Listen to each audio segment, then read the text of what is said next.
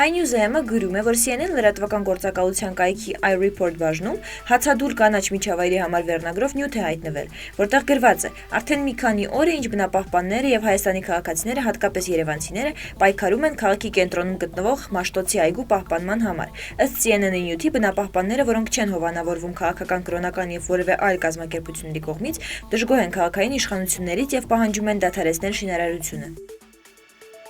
Մեդիամաքսը տեղեկացնում է, որ Մաշտոցի այգու ակտիվիստները հրապարակել են այսօրվա մշակութային ծրագիրը։ Ժամը 15-ին այգում կկայանա աուտիզմով հիվանդ երեխաների նկարների ցուցահանդեսը, իսկ 17-ին հանրային զրույց բնապահպան Հակոբ Սանասարյանի հետ։ Օրվա ընթացքում նախատեսվում են նաև սպորտային միջոցառումներ, ասված է հաղորդագրության մեջ։ Ակտիվիստները խնդրում են բահեր բերել այգու սառույցը մաքրելու համար։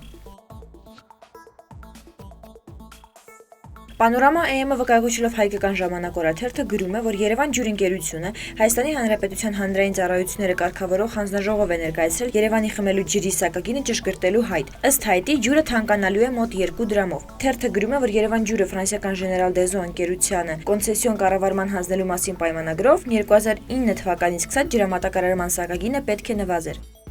Ազատությունը ԵՄ գրում է, որ Մոսկվայի քաղաքապետարանը չի արտոնում Ռուսաստանի ընդդիմության նախանշված հանրահավաքը Ռուսաստանի նախագահական ընտրությունների հաջորդ օրը մարտի 5-ին։ Այսօր Մոսկվայում նախատեսված են միաժամանակ մի քանի զանգվածային ակցիաներ, որոնց մասնակիցների թիվը նախնական տվյալներով կանցնի 120 հազարից։ 10 հազարից ավելի ոստիկաններ են կենտրոնացվել հասարակական կարգը պահպանելու համար։